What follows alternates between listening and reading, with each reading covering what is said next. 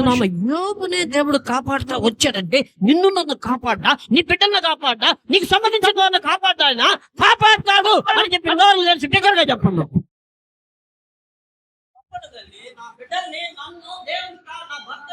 దేవుడు కాపాడతారని బిగ్గరగా చెప్పండి. దానికి వచ్చే దానికి మటుకు ఏ మాత్రం సంఘములో కూడుకుంటూనే ఉండాలి. సంఘ కార్యాలు మీరు దగ్గరుండి జరిపిస్తూనే ఉండాలి. హల్లెలూయా, హల్లెలూయా. కాబట్టి దేవుని పరిశుద్ధ నామానికి మహిమ కలుగుగాక.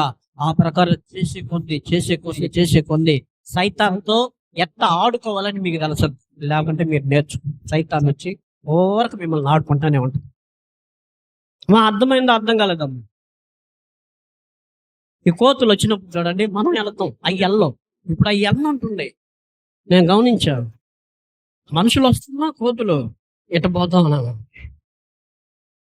ఎందుకంటే వాడికి తెలిసిపోయింది వీళ్ళు భయపడుతున్నారు అని చెప్పి. హల్లెలూయా, హల్లెలూయా. భయం అనేది ఒక స్పిరిట్. జంతువుల లోపల కూడా సైతాన్ దూరద్దు తెలుసా. పందుల లోపలికే సైతాన్ దూరిందంటే జంతువుల లోపల కూడా సైతాన్ దూరదు. ఏ సైతాన్ ఎక్కడ ఉన్న కోతుల లోపలికి దూరేదానికి ఆస్కారం లేదు.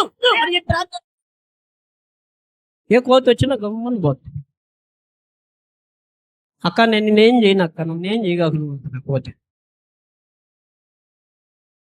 హల్లెలూయా, హల్లెలూయా, హల్లెలూయా. కాబట్టి దేవుని పరిశుద్ధ నామానికి మహిమ కలిగిన గాక. అందుకని చూడండి, ఏ మాత్రం సంఘములో కూడుకునేది ఆగకూడదండి. ఆగకుండా కంటిన్యూస్ గా వస్తూనే ఉండండి. మీ ఎదుగుదల ఇంకా వస్తూనే ఉంటది, పైకి వెళ్తానే ఉంటుంది, కిందకి రారండి. హల్లెలూయా. దేవుని యొక్క విషయాలలో నేను కూడా కొన్నిసార్లు ఏంది ప్రభా సంఘం జరుపుతా ఉన్నది, ఇప్పుడు ఏంది నాకు సంఘం లేకుండా ఉన్నదే అని చెప్పి నేను ఎంత కష్టపడి సంపాదించాలని ఆయన తండ్రి దేవుడు దయపిస్తాడు. మీరందరూ కూడా మళ్ళీ చూస్తారు. హల్లెలూయా. దేవుడు రెండే ఆజ్ఞలు పెట్టాడండి. Love God and love people. అర్థమైందంటే దేవుణ్ణి ప్రేమించు, మనుషుల్ని ప్రేమించు.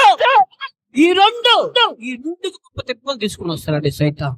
వాడిని ఎదిరించాలంటే వాక్యము ద్వారా నింపబడతానే ఉంటుంది. ఆదివారం అయితే వాక్యం వస్తూనే ఉంటది, వాక్యం వస్తూనే ఉంటది. ఎక్కడి నుంచి ఏదో ఒక రూపంగా వస్తూ ఉంటది.